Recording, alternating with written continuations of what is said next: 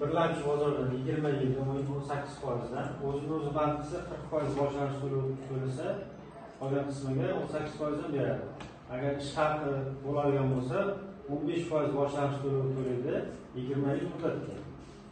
Keyingisi remont uchun bu o'sha kambag'allikni qisqartirish platformasi bor. Kimda-kim shu platformaga tushgan bo'lsa, mahalladan o'sha remont qilish, uy joyini remont qilishga beradi.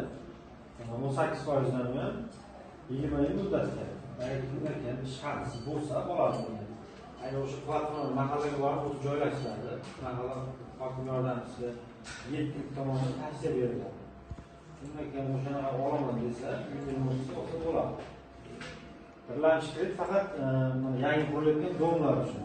Agar kimda-kim olaman desa, mana shu turda qurilyapti. Shu shartnoma asosida olib keladi, hujjat taqdim qilsa beramiz.